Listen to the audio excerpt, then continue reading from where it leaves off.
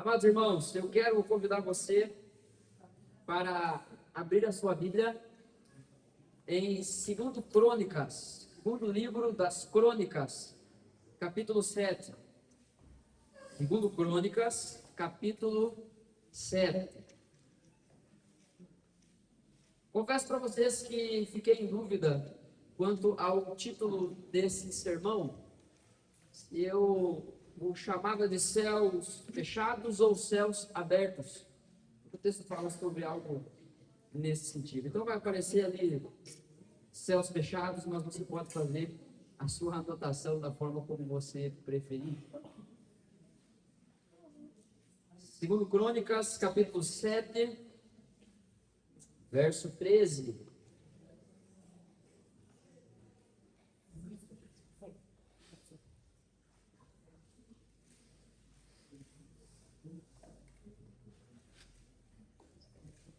Ou melhor, vamos ler desde o 11.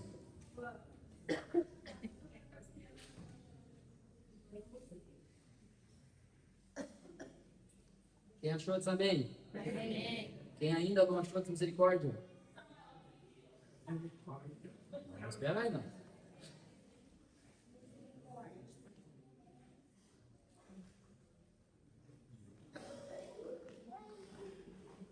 Peça a sua paciência, porque provavelmente você vai me ouvir fungando um pouco aqui no microfone, mas você também está aí. A diferença é que ninguém está ouvindo, né? Só as pessoas do lado.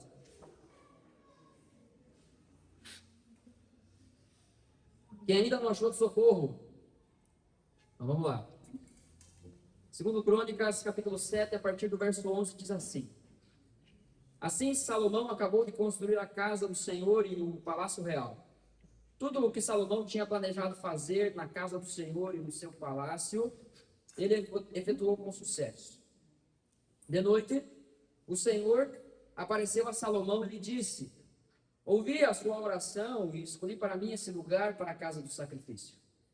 Se eu fechar o céu de modo que não haja chuva, ou se ordenar aos gafanhotos que consumam a terra, ou se enviar a peste entre o meu povo, se o meu povo que se chama pelo meu nome se humilhar, orar, me buscar e se converter dos seus maus caminhos, eu ouvirei dos céus, perdoarei os seus pecados e sararei a sua terra. Os meus olhos estarão abertos e os meus ouvidos estarão atentos à oração que se fizer nesse lugar.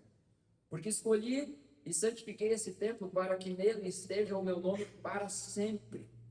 Os meus olhos e o meu coração estarão ali todos os dias.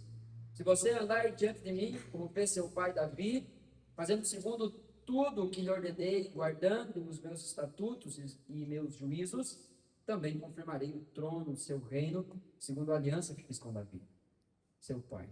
Dizendo: nunca lhe faltará sucessor que governe em Israel. Verso 19.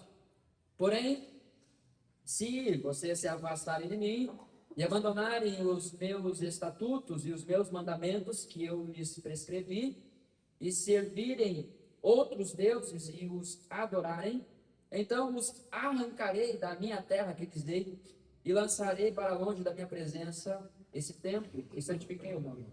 E tornarei o templo motivo de provérbio e de escárnio entre todos os povos.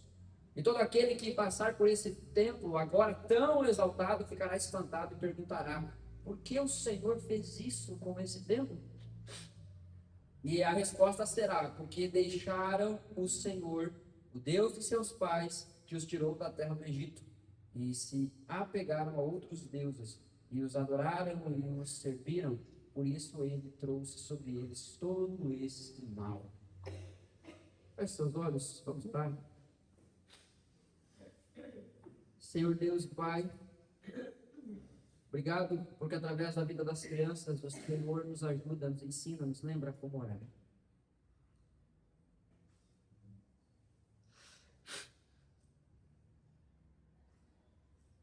Pedimos ao Deus, em nome de Jesus, nesse tempo que o Senhor preparou para a gente, que a Tua palavra esteja falando aos nossos corações. Que Teu Espírito grave a tua santa verdade em nós. Que possamos ouvir e praticar aquilo que o Senhor tem para nós.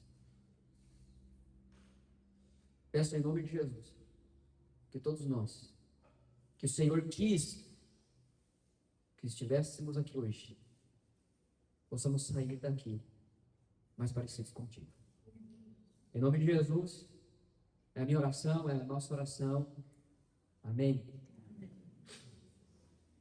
Quem trouxe a Bíblia aí? Levanta lá para o alto. Isso é um testemunho. Deixa eu te perguntar. Você já precisou gritar por socorro? Não pedir por socorro, mas gritar. Já precisou gritar desesperadamente por socorro?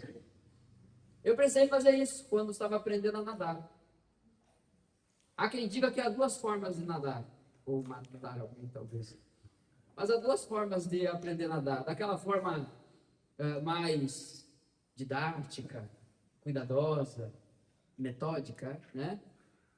Que tu pega a pessoa, segura, né, ali pelo peito, pela barriga, e diz, bate o braço, agora bate a mão, volta a bater volta a bater as pernas, porque se você bate um, esquece de bater outro, né? Se você é meio descoordenado como eu. Mas tem outra forma de ensinar a nadar, que é um tanto perigosa, não aconselho. Quer dizer assim, vai, nada, água e joga. Joga para a água e aprende a nadar, ou morre ou aprende. Eu lembro sempre do meu sogro, que até hoje ele não sabe nadar. Quando ele vai para a piscina, eu brinco com ele que ele parece um jacaré. Ele só fica assim, ó, sabe? Ele bota assim, se abaixa, fica só com o cu ali para fora, assim, só olhando. Mas tentaram ensinar ele a nadar de muitas formas. Ele jogava com ele dentro da água e um pouquinho antes de morrer ele salvava. Mas ele não aprendeu a nadar. Eu lembro que quando eu estava aprendendo a nadar, a pessoa que estava me ensinando foi cuidadosa em fazer isso. Mas não muito cuidadosa, assim, sabe? Cuidadosa rápido. Ela me ensinou ali num dia, numa tarde, e na segunda vez que fomos para a piscina, acho que 1 ou 2 dias depois, já estava ali num lugar onde não me dava pé, e foi comigo até o meio da piscina, me ajudando. De repente fez simplesmente isso aqui, soltou e virou as costas. E foi. E aí eu até, enquanto ele estava ali, eu estava conseguindo fazer os movimentos, mas quando eu via ele se afastando, o apavoro tomou conta de mim e eu comecei a afundar e gritei. Eu não disse assim, com licença, por favor, eu acho que você esqueceu de alguma coisa aqui. Não, eu disse, ô meu! Eu dei um grito, eu dei um berro. Eu vou morrer, eu falei. Não, acho que na verdade eu perguntei para ele, tu quer me matar? Já acusando, desesperado. Na hora do desespero, não existe muito controle de voz ou de palavras. Você já se viu numa situação dessa, onde você precisou gritar por socorro? Falando em água, falando de alguém que clama por socorro, nós lembramos muito do apóstolo Pedro, né? Andando triunfantemente sobre as águas. Ele dá uma olhadinha ao redor, a água, o vento, a tempestade começa a naufragar e o texto diz que ele grita por socorro. Muitas vezes, a busca profunda por Deus começa quando alguma coisa ao nosso redor desmorona. Quando alguma coisa que estava dando certo começa a falhar. Alguma coisa em que colocamos a nossa expectativa, esperança. Quando a saúde falha, quando a família entra em crise, quando o dinheiro aperta, quando a alma cansa. Porque existem coisas externas, mas existem coisas que afligem a gente do lado de dentro também. Ou quando algo, ou aquilo que parecia firme começa a ruir. Aquilo que eu achava que era suficiente para mim já não é mais. É interessante como a adversidade tem o poder de revelar aquilo que os tempos de estabilidade são capazes de esconder. Às vezes um chacoalhão é necessário para que algumas coisas sejam reveladas.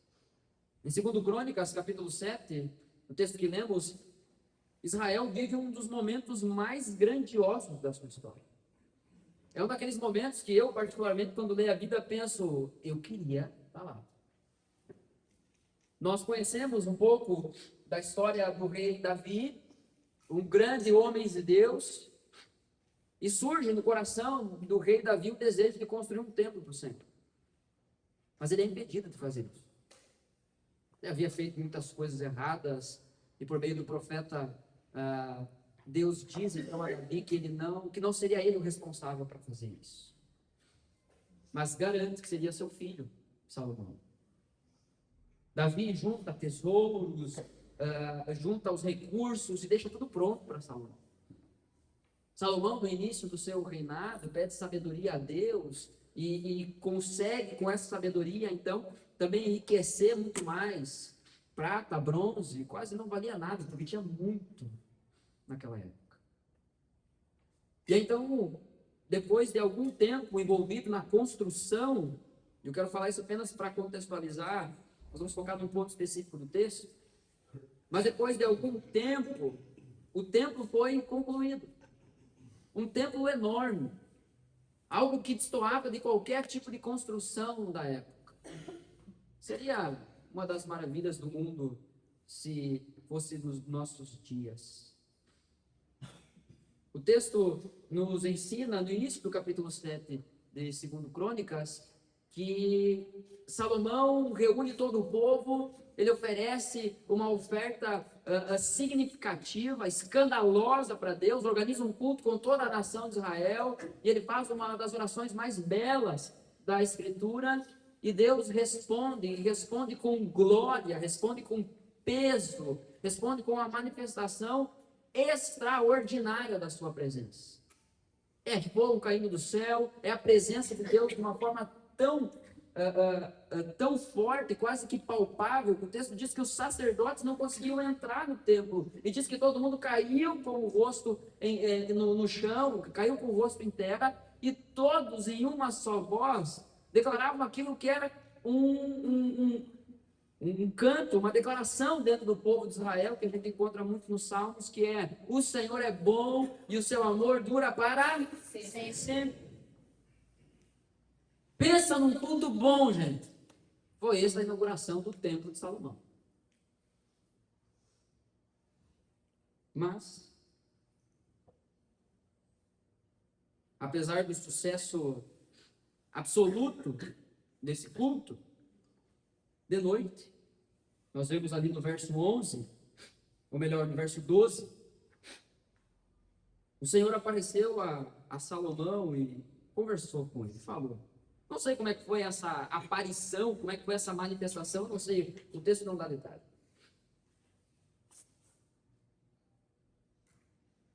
Mas Deus,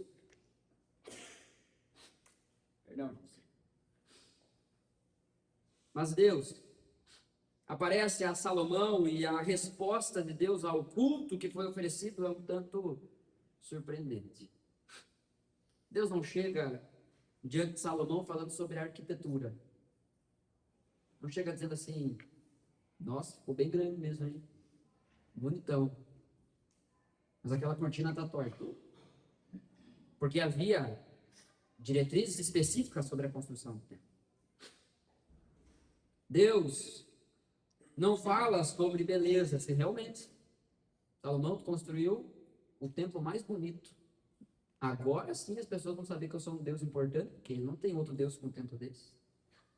Não fala sobre a grandeza nacional, porque toda a nação reunida ali diante de Deus. Estamos diante de um cenário praticamente de avivamento aqui. Mas Deus, quando chega e aparece a Salomão de noite, longe do culto, longe do holofote, longe do movimento todo litúrgico, Deus fala sobre a diversidade. Deus fala sobre arrependimento. Deus fala sobre quebrantamento. Deus fala sobre restauração. Porque o nosso Deus, que sonda mente e coração, o nosso Senhor sabe que o maior perigo não é a falta de culto. Somos bons em fazer culto. Mas o maior perigo é um povo que aprende a manter a aparência espiritual sem permanecer verdadeiramente quebrantado diante dele. Diante de um culto que aparentemente foi sucesso absoluto. Deus conversa com Salomão sobre quebrantamento. E é isso que nós vamos enxergar aqui no texto. Em primeiro lugar, no verso 13, o Senhor Deus falando com Salomão, ou melhor ainda, no verso 12, ele diz: de noite o Senhor apareceu a Salomão e disse: ouvi a sua oração, e escolhi para mim esse lugar para a casa do sacrifício. Ou seja, um lugar de encontro com Deus. O lugar que representava a presença de Deus. O templo era isso. Deus não está ignorando tudo o que aconteceu. Mas Deus conversa com Salomão aqui também. E no verso 13, Deus fala para Salomão que as adversidades que certamente viriam no meio do povo são instrumentos. Se eu fechar o céu de modo que não haja chuva, ou se ordenar aos gafanhotos que consumam a terra, ou se enviar a peste entre o meu povo. Se Deus fizer isso. E o contexto todo aqui, esse envio dessas coisas é resultado de pecado. Se você voltar um pouquinho os versículos e você ler com calma a oração que Salomão faz para consagrar o templo, você vai ver que é justamente isso que Salomão menciona na sua oração. Ele diz: Deus, se vier peste sobre nós, se o gafanhoto atacar ali as nossas plantações, se o sofrimento nos alcançar, os inimigos chegarem até nós, se os céus se fecharem e não houver chuva, ouve, Senhor, as orações feitas nesse lugar. Ouve o nosso clamor. E depois, sozinho, Deus vai conversar com Salomão sobre isso. A oração de Salomão fala também sobre pecado. Se o teu povo pecar contra o Senhor, e vierem a esse templo e oferecerem sacrifícios nesse templo, e buscar o Senhor nesse templo, ouve, perdoa eles, cura eles. Salomão ora por isso. Foi um cultaço isso que aconteceu. Mas o texto, eu quero focar do verso 13 ao 16. O texto em tela para nós aqui, do 13 ao 16. Traz uma informação que pode ser estranha para alguns. Como assim? Será que Deus realmente pode fechar o céu para que não chova? Afinal, Deus sabe que a gente precisa de chuva, né? Deus sabe que a economia do nosso estado, do nosso país precisa de chuva. Deus sabe que a gente, que a nossa região precisa de chuva. Será que Deus faria isso? Não, Deus não faria isso comigo. Às vezes a gente pensa assim: Deus não faria isso comigo. Se eu fechar o céu de modo que não haja chuva, ou se eu ordenar aos gafanhotos que consumam a terra. Pensa, não é Deus simplesmente permitir uns gafanhotos malucos lá entrar na plantação e destruir. Não, é Deus ordenar os gafanhotos fazerem isso. Não é Deus permitindo o sofrimento. Não é Deus simplesmente permitindo adversidades. Mas é Deus efetivamente trazendo adversidades. Isso pode soar estranho para alguns. Mas a verdade é que Deus pode trazer adversidades sobre a vida do seu povo. O Deus soberano não simplesmente permite, como também traz algumas adversidades sobre o seu povo. Isso confronta a nossa visão superficial sobre o sofrimento. A mesma visão superficial que os amigos de Jó tinham, por exemplo. Jó está sofrendo, logo, pecado. Mas nós conhecemos a história. Quando iniciamos a leitura de Jó, já sabemos o final dela. O pobre de Jó que não sabia. Mas nós sabemos que tudo aquilo foi mão de Deus para que Jó conhecesse mais a Deus. Deus traz, sim, adversidades sobre a vida do seu povo. É interessante perceber que Deus afirma a sua soberania até mesmo sobre a adversidade. A seca, aqui nesse caso, não era mero acaso, porque isso aconteceu. Se você continuar lendo a história, você vai perceber isso. O povo se afastou de Deus. E isso aconteceu sobre o povo. Os gafanhotos não estavam fora do controle. A peste não era um acidente, pois era Deus. Era Deus agindo através das adversidades. Era Deus ativamente nas adversidades, tratando com o povo. Deus estava mostrando aqui que até as crises podiam se tornar instrumentos para despertar o seu povo. Despertar para uma realidade de vida, de relação com Ele que vai além do culto, vai além da liturgia, vai além da religiosidade, vai além do nosso tempo que passamos juntos aqui.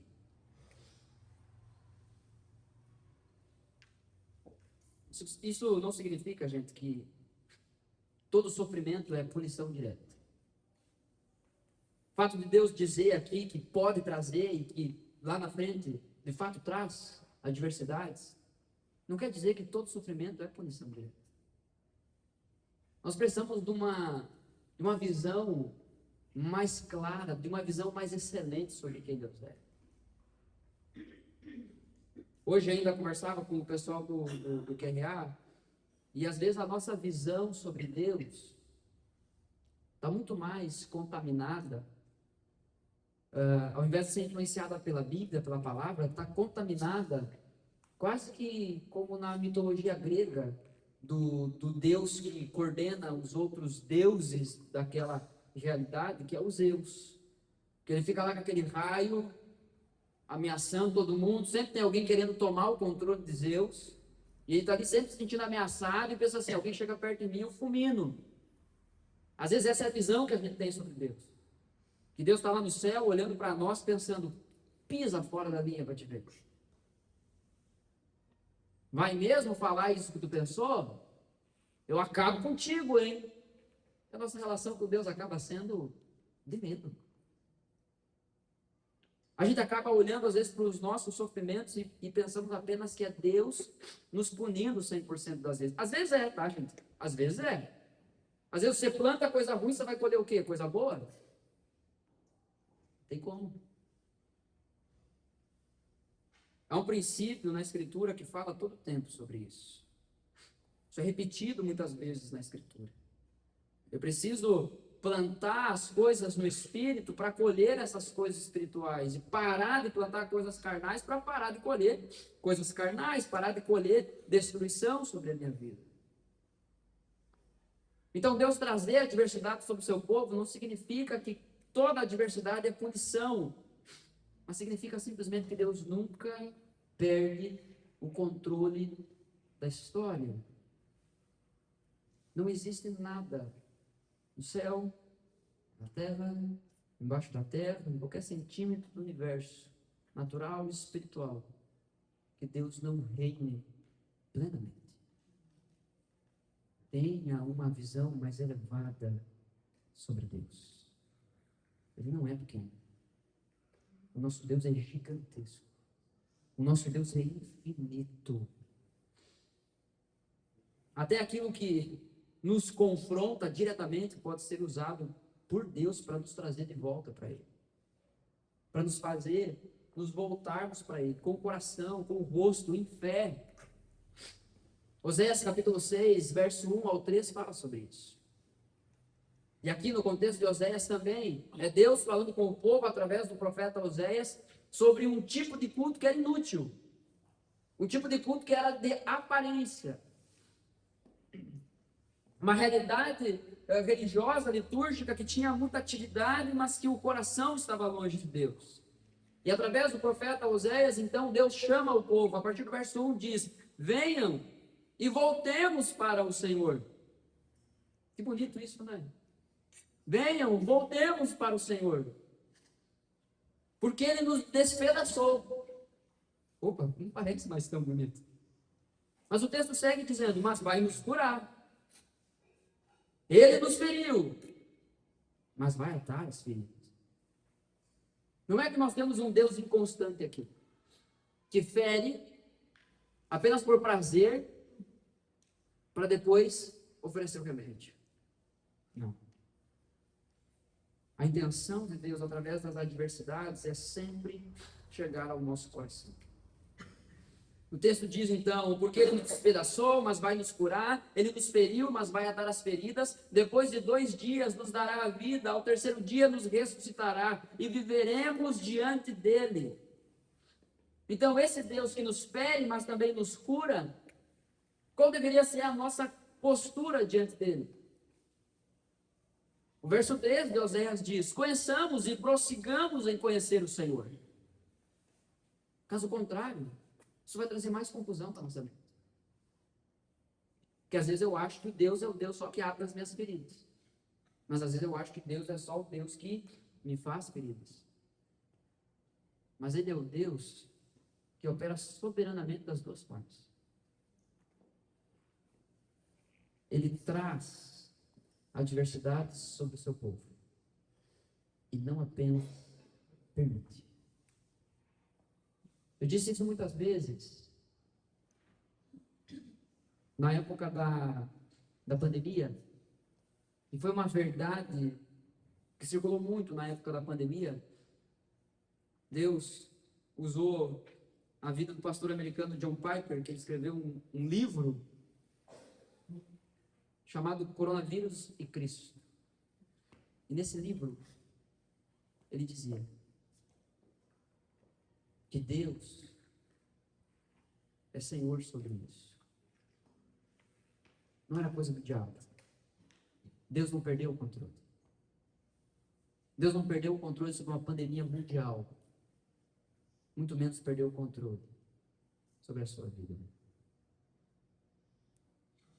É provável que o próprio Deus esteja trazendo algumas adversidades sobre nós. Para trabalhar, gente. Porque normalmente, via de regra, é na crise que percebemos o quanto somos fracos. Por exemplo, você não me vê num domingo normal chegar aqui e dizer assim, irmãos, quero louvar a Deus hoje, porque eu não estou fungando aqui no púlpito. Agora hoje, a cada segundo eu tenho que estar puxando o nariz, e eu estou dizendo, irmãos, tenham paciência comigo. Em momentos como esse eu penso, cara, se meu nariz não estiver legal, está tudo ruim. É nas pequenas, até mesmo nas pequenas adversidades e crises que percebemos o quanto somos frágeis. A estabilidade, ela pode alimentar uma autossuficiência enganosa. Às vezes a gente querer que tudo esteja bem ou ignorar as crises, fingir que elas não existem, podem alimentar no nosso coração uma autossuficiência enganosa, porque isso não existe. Deus é o único ser independente, autossuficiente. Ele é o único que é o que é sem precisar de nada fora dele. Nós não. Nós precisamos. A adversidade revela a nossa necessidade de Deus.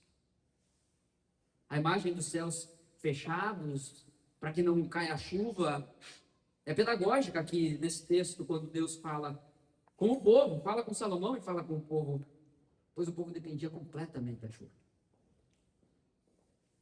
No nosso contexto, quando as chuvas não acontecem no tempo certo, a conta chega para alguns mais tarde, mas ela sempre chega. Aqui nesse contexto do povo, onde viviam disso, viviam da terra, viviam do plantio, isso era ainda mais presente. Isso era pedagógico, era para ensinar o povo. Sem chuva não havia colheita, não havia alimento, não havia estabilidade. As adversidades revelam dependência. De quem nós precisamos?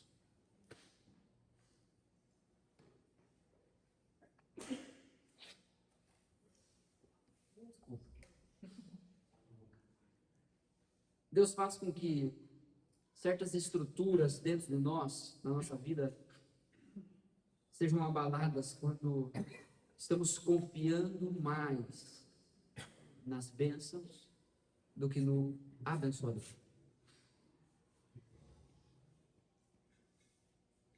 E é muito comum fazermos isso. Olharmos para as coisas de Deus e depositarmos a nossa fé nisso. Tanto é que a maioria das vezes, quando oramos, em tempos de estabilidade, oramos muito agradecendo pelas coisas. Mas deveríamos também orar mais pela presença, pelo relacionamento com Deus. O texto vai falar sobre isso em seguida. Muitas vezes só oramos profundamente quando falta algo, muitas vezes gritamos por socorro somente quando estamos quase morrendo. Só buscamos a Deus seriamente quando perdemos o controle. Você já perdeu o controle da sua vida? Eu espero que sim. Porque se a sua vida ainda está sob o seu controle, ela está perdida. Ainda que controlada. Ainda que aparentemente estável, mas perdida. Jesus é o único que pode conduzir a nossa vida para a vida eterna, para a salvação. Muitas vezes precisamos, irmãos, de céus fechados para lembrar quem somos. O objetivo da disciplina, da adversidade que Deus traz, não é destruição, mas é despertamento, é para nos acordar, é para mexer com a gente. Às vezes vem algumas coisas que dão errado porque a nossa vida está muito calma. Se é que isso é possível, né? Mas em tempos difíceis, a primeira pergunta normalmente é: por que Deus permitiu isso? Eu estava fazendo tudo certo. Agora que eu dei passos de fé, agora que eu estou fazendo exatamente o que me pediram para fazer nessa igreja. Por que Deus permitiu isso? Mas a pergunta correta é o que Deus quer produzir em mim através disso. Deus usa. Guarda isso. Deus usa o que for necessário para trazer o seu povo para perto dele. Ele não abre mão dos seus. Você pertence ao Senhor? Ele vai fazer o que for necessário para te trazer para perto dele. Mesmo que tiver que mandar os gafanhotos, que vão devorar tudo. Se os céus tiverem que se fechar. As adversidades são instrumentos de Deus para o nosso bem. Mas o texto segue, no verso 14. Primeira parte do texto diz: então, mas diante das adversidades, o verso 14 diz: se o meu povo, que se chama pelo meu nome, adotar uma postura específica, se humilhar, orar, me buscar e se converter dos seus maus caminhos. O que nós temos aqui é um caminho, é uma trilha de quebrantamento sem fingimento. Sem religiosidade, simplesmente. E esse é o segundo ponto. O quebrantamento é sem fingimento. Não existe quebrantamento diante de Deus meia boca. Nós precisamos resgatar o que a Bíblia fala sobre isso. Então, diante da adversidade que chega diante do povo, Deus apresenta a resposta correta que o povo deveria dar. Nesses momentos, buscar a Deus, se quebrantar diante de Deus. O problema aqui não era falta de identificação religiosa, não é dizer, mas como assim? Eu estou na igreja todo domingo. Eu faço atos religiosos constantemente, eu oro todo dia pela comida. Eu abençoo o arroz, o feijão, a carne, o ovo, a rúcula. Eu digo por nome cada uma das coisas que estão na minha mesa, agradeço por cada uma. Mas se não houver um quebrantamento verdadeiro do seu coração diante de Deus, isso tudo é inútil. É fingimento, é aparência. Tem gente que não abre a boca para comer sem religiosamente orar. Mesmo que esteja num lugar visitando alguém que não é crente. Fica lá o crentão, cheio do Espírito, né? parados, todo mundo comendo, não, só como depois da minha oração. Posso abençoar a mesa? Às vezes você vai comunicar muito mais, olhando para a comida e dizendo, eu agradeço a Deus pelo seu convite, que banquete.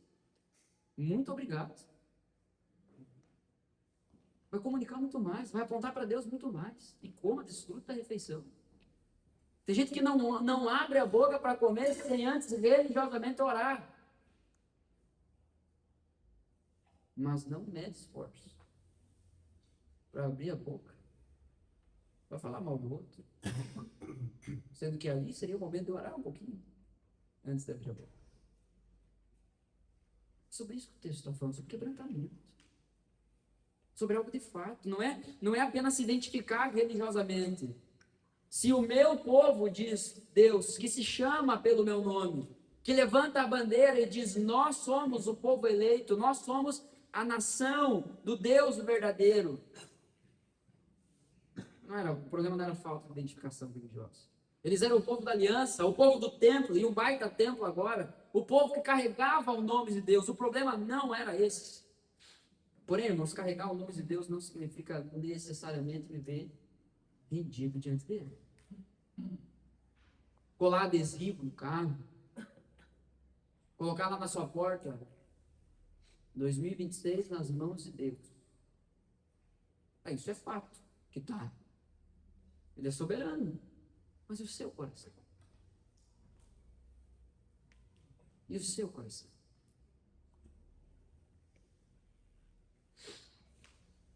Deus deixa claro que realmente procura aqui nesse texto. Quebrantamento verdadeiro não é aparência, religiosidade superficial ou emoção momentânea. Mateus capítulo 15, verso 8 e 9, Jesus cita o profeta Isaías, exortando justamente acerca disso. E olhando ali para os fariseus, para os mestres da lei, para os hipócritas, ele diz, esse povo me honra com os lábios, mas o seu coração está longe de mim. Em vão me adoro. É um povo que se reunia para bater palma. É um povo que se reunia para dizer que deseja que Deus venha reinar. A boca falava, os lábios falavam, mas o texto diz, em vão me adoram. Ensinando doutrinas que são preceitos humanos. Porque muitas vezes, vivendo um quebrantamento que não é verdadeiro, um quebrantamento que é fingido, nós testemunhamos e ensinamos às pessoas uma forma humana de viver aquilo que deveria ser puramente espiritual. A nossa relação com Deus. A gente quer viver as coisas, quer administrar as coisas de Deus apenas de forma humana. Quer administrar a nossa vida, que a gente jura que pertence a Deus, apenas de forma humana. A gente toma decisões que a gente jura que quer fazer a vontade de Deus, mas não pergunta para Deus. Às vezes pergunta, mas também não espera a resposta. Afinal, se Deus não respondeu agora, eu estou com pressa. Sabedoria, a graça comum que existe nesse mundo, o conhecimento intelectual, tudo isso é valioso, tudo isso vale, é importante termos e é útil. Mas a nossa vida precisa ser vivida diante de Deus, com o nosso coração genuinamente diante dele. Então esse povo que se chama pelo meu nome, se esse povo que se chama pelo meu nome, a pergunta é, você se identifica como povo de Deus? Se o meu povo que se chama pelo meu nome se humilhar. Irmãos, um coração genuinamente rendido a Deus se humilha. Ninguém se arrepende de verdade enquanto continua cheio de orgulho. Continua do mesmo jeito. Cheio de si. Uma das evidências mais confiáveis, na verdade, uma das primeiras coisas que acontece no coração, que é alcançado pelo verdadeiro evangelho, é a descentralização do ser. É a descentralização do eu. Eu já não sou mais o centro da minha vida. Eu não sou meu sol. Jesus é. E tudo agora gira em torno dele. Tudo aponta para ele, tudo depende dele. Humilhar-se é reconhecer o pecado e a incapacidade de salvar a si mesmo. É chegar diante de Deus e dizer: Senhor, eu estou morrendo. Eu estou perdido, estou desnorteado. Socorre-me. Certamente a postura do nosso Senhor é evidenciada naquele momento em que Pedro afunda. Senhor, socorre-me prontamente. Jesus estende a mão e levanta Pedro. Mas às vezes nós somos levados pelo orgulho. Nós não nos humilhamos e acreditamos que somos capazes de administrar essa água, essa tempestade, esse mar revolto que pode nos matar. Mas um coração verdadeiramente rendido diante de Deus, ele se humilha. Ele pede ajuda. Ele clama a Deus por socorro. Quem se humilha aprende a depender de Deus. Então, se o meu povo, que se chama pelo meu nome, se humilhar e orar. Um coração genuinamente rendido, ora. Seu coração é rendido, seu quebrantamento é verdadeiro ou é fingido? Um dos bons termômetros é a oração. Como está a sua vida de oração? Porque diante dessa pergunta, e diante do Deus que vê todas as coisas, não existe espaço para fingimento. Você pode sustentar diante dos outros, eu posso sustentar aqui diante de você, mas Deus sabe. Deus sabe a realidade do nosso coração. Quem se humilha, aprende a depender. A oração nasce de um coração que entende que precisa de Deus. É um coração que se humilhou e reconheceu a dependência, e agora ele ora porque ele sabe que ele precisa de Deus. Ele vai conversar com Deus sobre a vida dele, sobre as decisões. Um coração genuinamente rendido busca a Deus. Se o meu povo, que se chama pelo meu nome, se humilhar, orar e me buscar. A NAA, que é a versão que eu estou usando aqui, ela não traz a minha face. Mas algumas traduções vão trazer isso. Se buscar a minha face.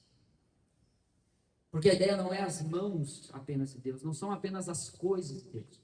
Não é apenas buscar solução para os problemas, é buscar relacionamento. Muita gente busca a Deus, mas busca alívio. Busca resposta, busca restauração, mas não busca a presença de Deus. E a presença de Deus deve ser buscada tanto no culto público como também em casa. Você percebe que é sobre isso que Deus vai conversar com Salomão quando ele está sozinho. De noite. Sem ninguém por perto, é sobre isso que Deus vai conversar com Salomão. Sobre um coração verdadeiramente rendido, quebrantado. O que você busca quando você ora? O que você busca quando você busca Deus?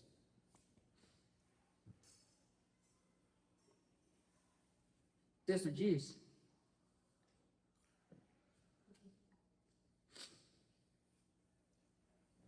que um coração genuinamente rendido, ele muda. Se o meu povo, que se chama pelo meu nome, se humilhar, orar, me buscar e se converter nos seus caminhos, aí então alguma coisa vai acontecer. Um coração genuinamente rendido muda. Ah, mas eu nasci assim, eu cresci assim.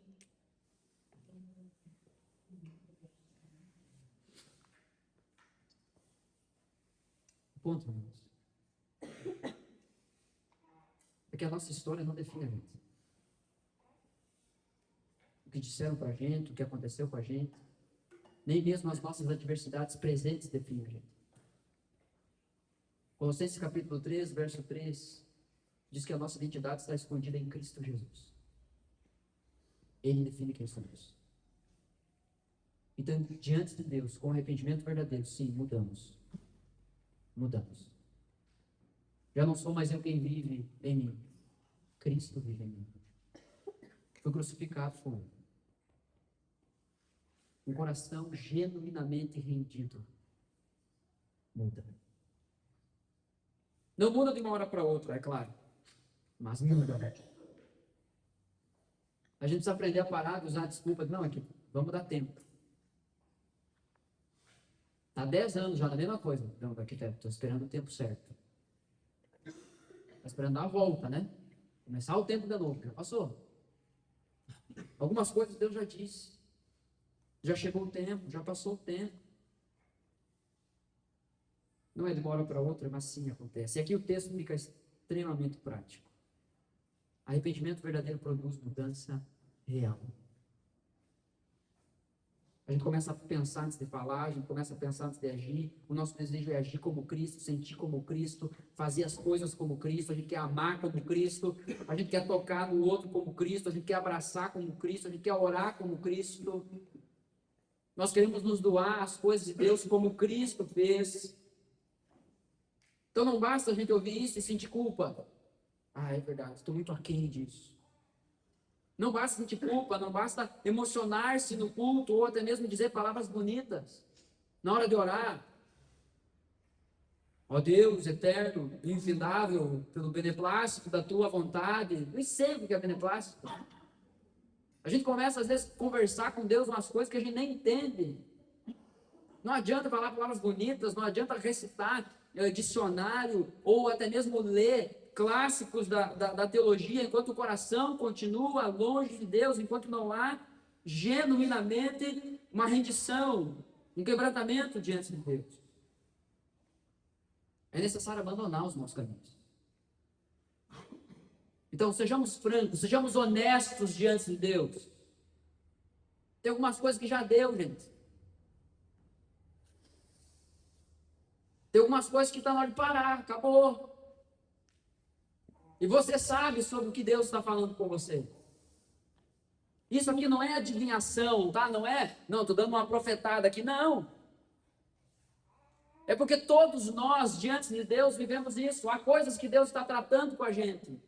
Dentro do processo de santificação, há coisas que Deus está falando com a gente e nos guiando para sermos mais parecidos com Ele. Então isso aqui não é por irmão que está do lado, é para você. É para nós. É para a nossa igreja. Como povo diante de Deus. Não adianta discurso, é necessário abandonar os maus caminhos. O quebrantamento, irmãos, que Deus deseja é sem fingimento. É sem roupagem. O pai de Salomão, o rei Davi, entendeu muito bem isso. No Salmo 51, verso 17, ele fala: sacrifício agradável a Deus é o espírito quebrantado, é o interior, é o coração quebrantado e contrito. Não o desprezarás, ó Deus. O que Deus espera da gente é isso. É verdade, é contrição, é quebrantamento diante dele. E o que a palavra nos ensina é que não seremos desprezados por Deus. Quando a gente chega diante de Deus humilhados, em oração, com uma busca verdadeira, com arrependimento, com desejo de mudança real, Deus não olha para nós e diz assim: não quero saber de ti, não. Ele diz: vem, eu cuido, eu vou atar as tuas feridas. Sendo assim, gente, é possível frequentar cultos, cantar, participar da igreja, até mesmo carregar literalmente o nome de Deus, e ainda assim viver sem quebrantamento verdadeiro. Ainda assim viver com o coração seco. Deus não procura a sua performance espiritual. Deus procura corações verdadeiramente rendidos diante dele. Como está o seu hoje? Responda a Deus.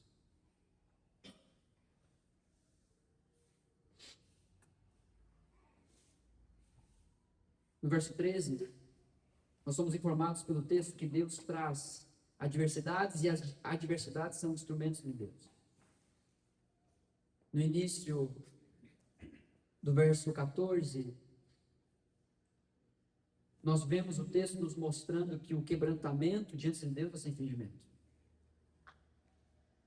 Na parte final do verso 14 até o verso 16, nós vemos a resposta de Deus. Nós vemos Deus respondendo. Então, se você não sublinhou isso na sua vida, ainda sublinhe. O se. Se o meu povo se chama pelo meu nome. Isso não é automático. Se o meu povo que se chama pelo meu nome se humilhar, orar, buscar, abandonar os seus maus caminhos, isso é, se arrepender daquilo de errado que faz. Aí o texto segue no verso 14 dizendo: eu ouvirei dos céus e perdoarei sim os seus pecados, sararei a sua terra.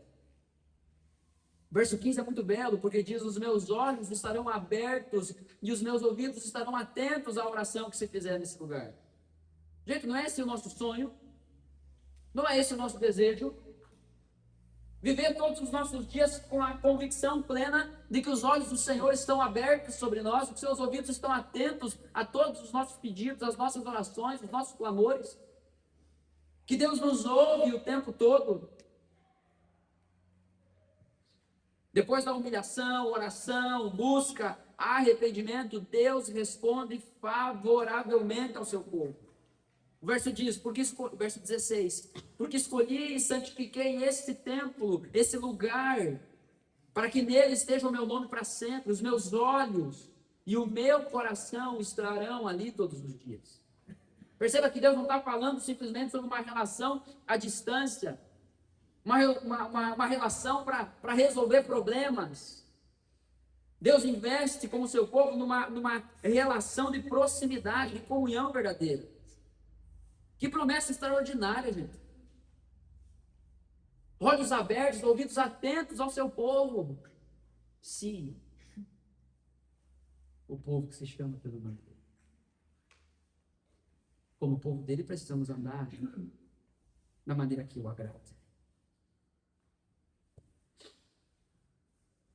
O Deus soberano, do verso 13, não é indiferente ao seu povo. Ele ouve o seu povo. O maior problema do povo de Deus, o nosso maior problema nunca foi apenas a seca ou qualquer outro tipo de crises externas. O maior problema sempre foi o pecado no coração. E para isso, Deus oferece perdão e cura. Deus graciosamente estende a nós perdão e cura. A restauração de Deus alcança aquilo que o pecado destruiu. Reconciliação de pecadores com Deus Santo. Reconciliação de pecadores com pecadores. É isso que Deus faz em nós. Nos ensina a viver diante dele, junto uns com os outros. Lidando com as nossas aflições, lidando com os nossos pecados, estabelecendo limites para a saúde da unidade. Porque ainda que somos chamados para vivermos em comunidade, existe o aspecto pessoal. Existem algumas coisas que é você e sua família. Existem algumas coisas que são apenas algumas pessoas que vão acessar, que estão mais perto. Mas é Deus nos ensinando a viver isso. O pecado bagunçou tudo. Os olhos atentos, ouvidos abertos, revelam um relacionamento de perto. É esse o desejo de Deus. Sabe, esposa, a minha não passa por isso. Graças a Deus. Mas sabe quando você vai conversar com seu marido? Aí você olha para ele e diz assim: você está me ouvindo? Daí, aham. Daí você diz: então olha para mim. A minha esposa vivenciou isso um pouquinho antes do culto. Eu estava distraído ali com o celular, com várias abas abertas na cabeça, né? E ela estava me contando uma coisa super empolgada. E uma coisa que nós nos empolgamos juntos. Só que ela não estava só contando, ela estava ensinando. Até que um momento ela parou e disse assim: amor, olha para mim. Afinal contas, é isso o que a gente quer. Que nos vejam, que nos ouçam. Só que muitas vezes estamos correndo isso atrás disso, através de outras pessoas. E nos esquecemos que há uma promessa tão bela na Escritura, de que se o meu povo que se chama pelo meu nome, se humilhar, orar, buscar, se arrepender dos seus maus caminhos, dos céus, o nosso bom Deus nos ouvirá. Os seus olhos estarão abertos, os seus ouvidos sempre atentos. Deus vê você, Deus ouve você. Mas como é a sua relação? O Senhor não apenas tolera um povo arrependido, Ele se aproxima desse povo. E isso fica claro na cruz de Cristo. Jesus vem a nós. Ele não fica olhando para a gente simplesmente pensando assim, vamos ver até onde eles conseguem ser tão ruins. Não. Ele vem a nós. Porque Ele sabe muito bem até onde nós iríamos. Ele sabe muito bem qual seria a nossa linha de chegada se Ele não intervisse na nossa vida.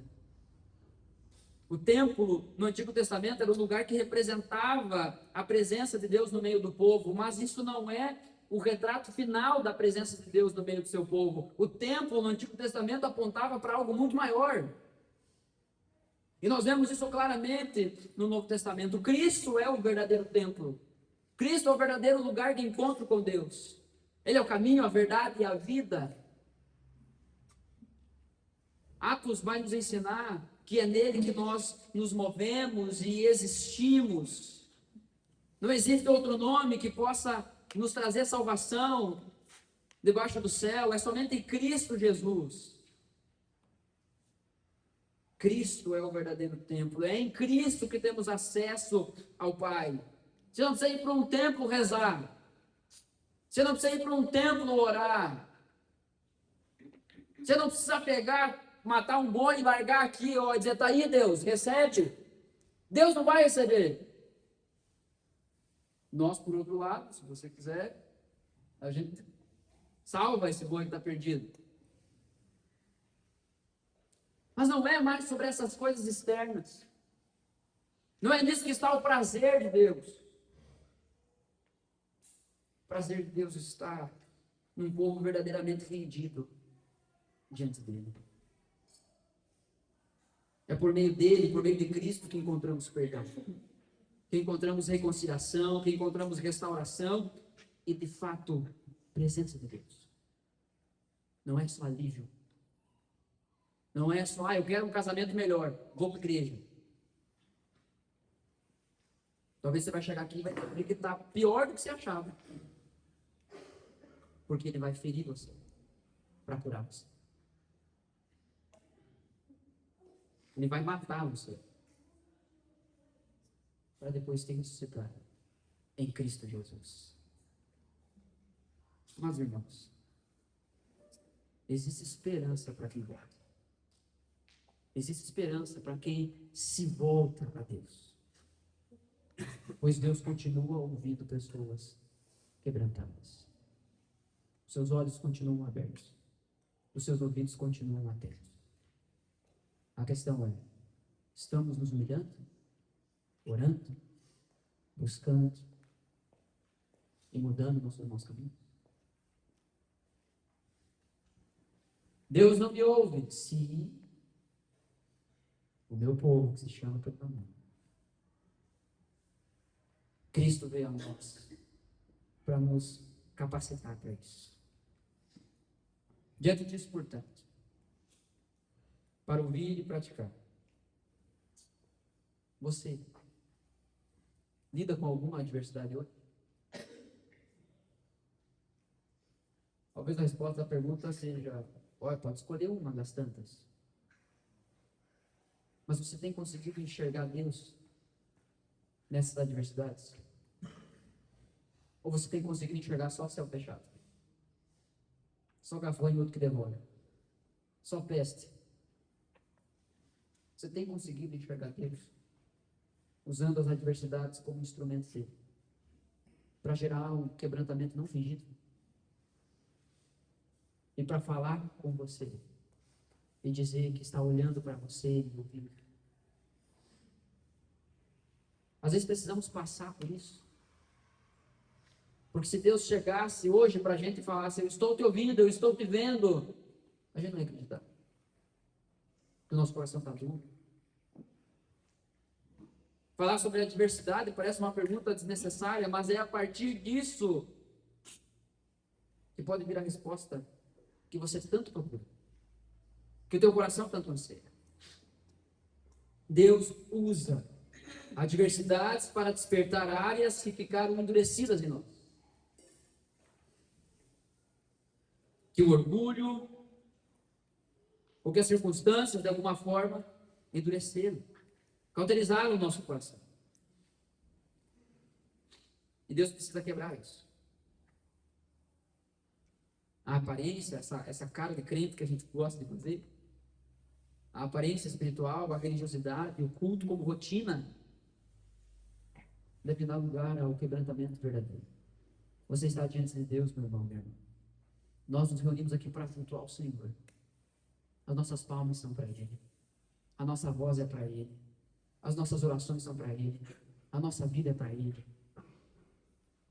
Para de graça com o Evangelho. Para de fingimento diante de Deus. Deus chama hoje para humilhação, oração, busca de verdade e abandono dos maus caminhos.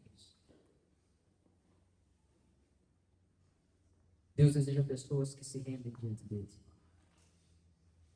Portanto, irmãos, a boa notícia de hoje é: os ouvidos de Deus continuam atentos e os seus olhos abertos a um povo que se humilha diante dele. Sendo assim, irmãos, qual seria a única maneira possível de encerrarmos o nosso culto?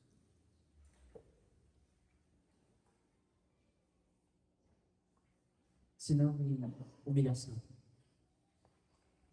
contrição. Se não chegarmos diante de Deus e dizermos: Senhor, estou aqui. Eu estava fugindo até agora, o Senhor me achou. Ah, Deus, que dia que o Senhor me trazia. E às vezes, gente, o culto público é isso. Às vezes a gente termina a mensagem com alegria, com um sentimento lá em cima, mas a Escritura também nos ensina sobre contrição. Eu quero convidar você, se você quiser, se Deus de alguma forma falou com você, e hoje você sente que a conversa de Deus é com você, eu quero convidar você a se colocar em pé. Mas antes de fazer isso, em nome de Jesus, não faça o que o coleguinha do lado fez. Eu quero convidar você a se colocar em pé, não porque isso é místico,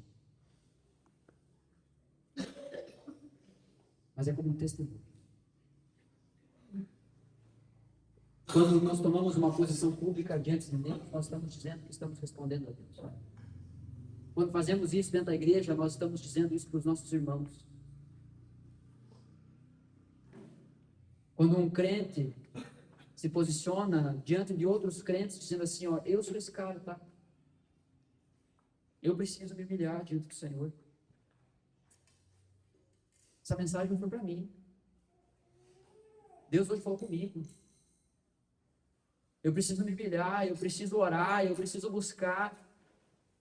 Há alguns caminhos maus que eu preciso me converter deles, eu preciso me arrepender deles. Eu sou esse cara. Então eu quero dizer que eu sou o primeiro, está em pé aqui na frente. Porque eu preciso disso. Eu preciso ser lembrado disso diariamente. Quero convidar você a fechar os seus olhos. Eu quero orar por vocês, se você quiser. Você coloca em pé toda uma decisão diante do Senhor. Pai, em nome do Senhor Jesus.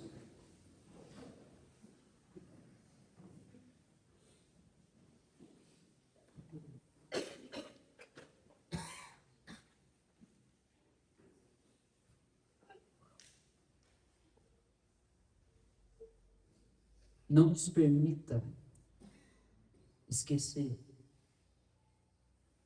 o que nos reunirmos como igreja significa. Não nos permita adotar uma postura de aparência espiritual. Não nos permita abraçar a religiosidade e colocar a culpa nas adversidades. Porque o propósito das adversidades não é nos jogar para longe do Senhor, mas é ser instrumento do Senhor para gerar um quebrantamento não fingido em nós. Então nós pedimos a Deus, quebranta-nos. Pedimos a Deus.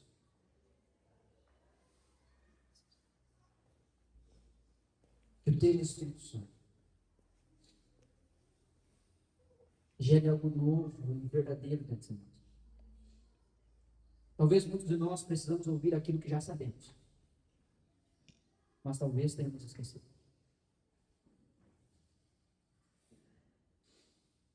Talvez muitos de nós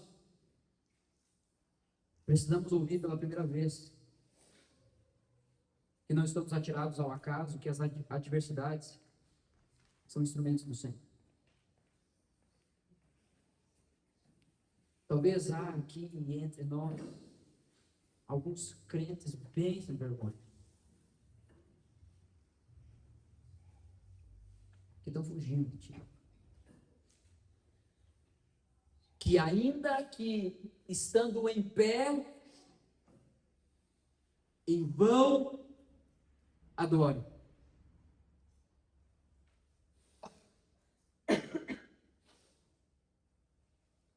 Senhor, em nome de Jesus, nós queremos algo verdadeiro em nosso coração.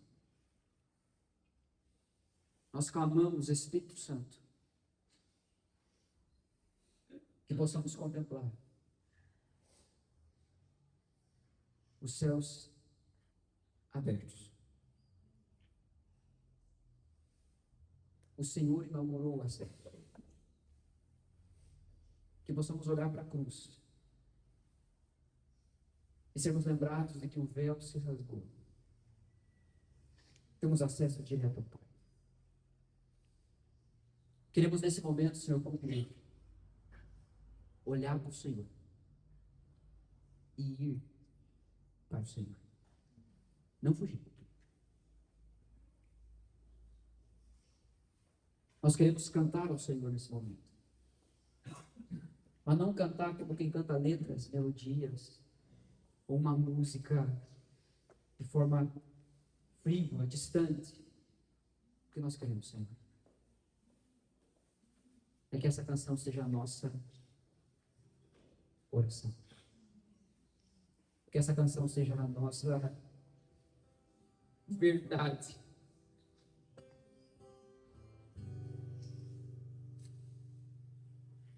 Que essa canção seja o nosso coração transparecendo através das nossas vozes. Desperta-nos. Quebra-nos, Senhor, em nome de Jesus. Desarma a gente, Senhor. Quebra as muralhas que a gente levantou. Arrebenta essas correntes que nos prendem de ir ao Senhor e gritar por socorro. E nos humilharmos.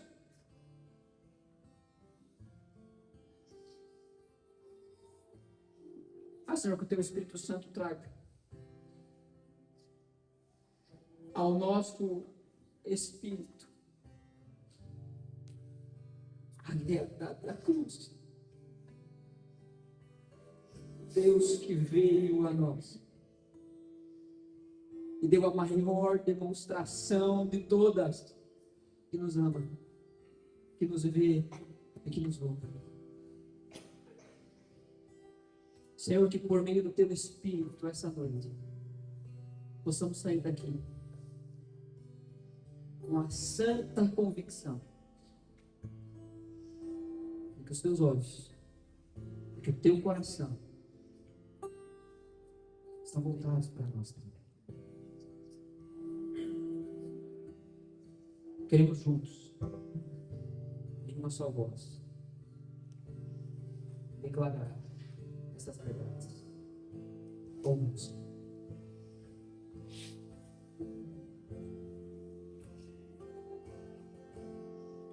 Eu vou para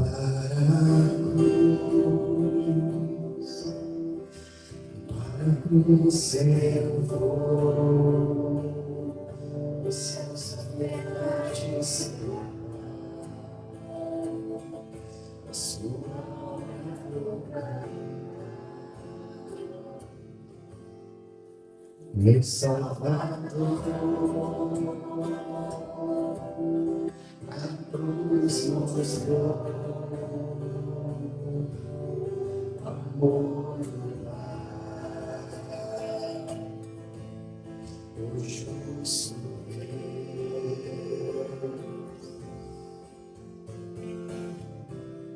pela cruz de amor, me atrair, sem palavras, é possível quebrantar o seu amor. Merecida vida, de graça recebi, por sua cruz, a morte me livrou, trouxe nele, trouxe a vida, ele estava condenado, mas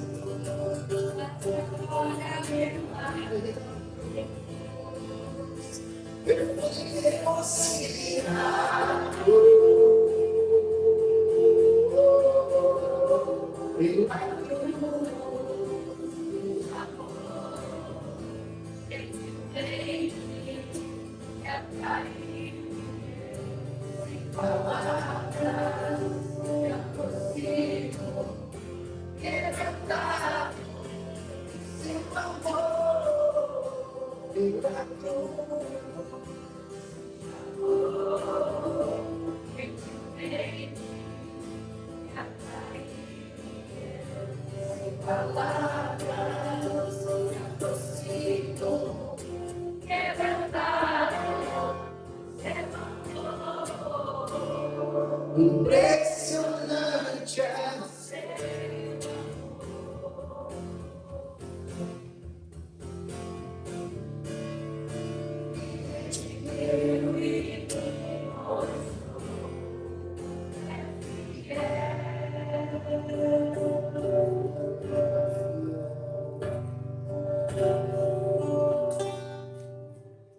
Você realmente se impressiona com esse amor?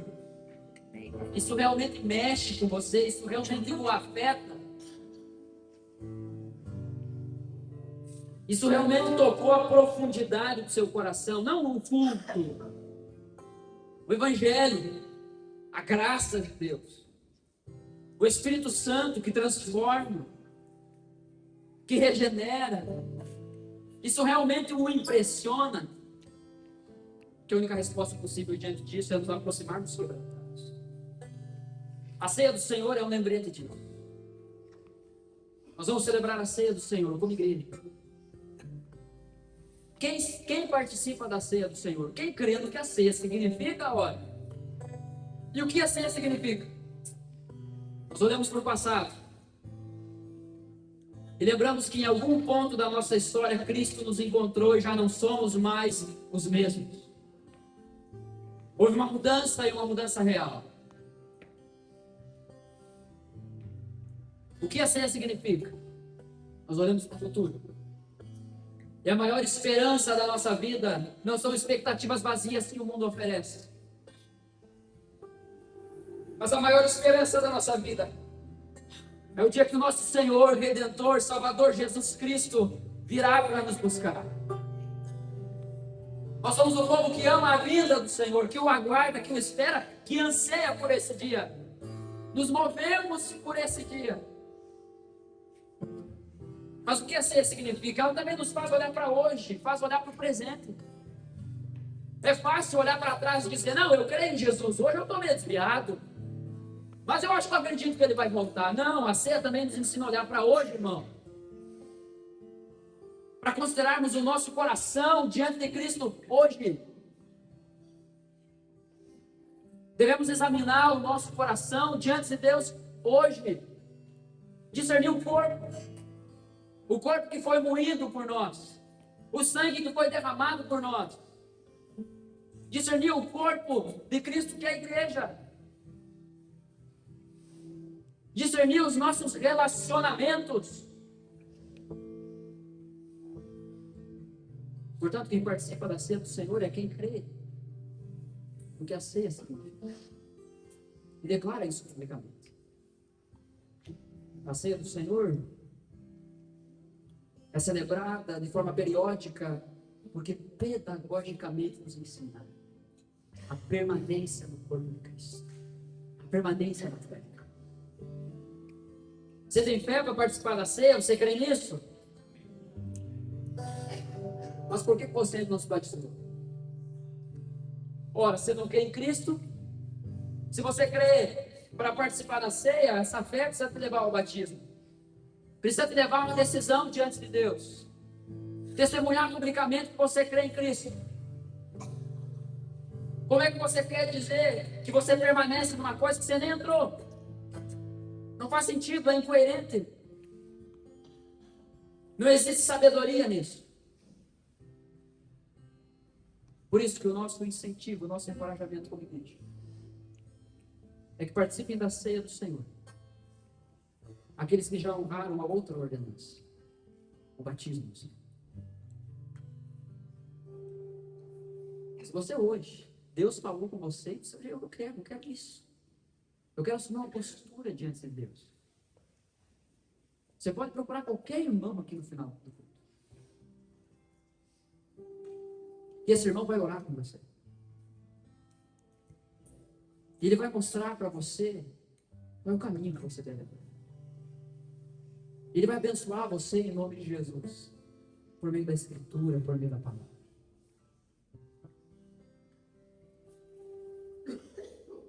Nós vamos cantar a canção novamente. Mas nós não vamos cantar como quem lamenta um defunto.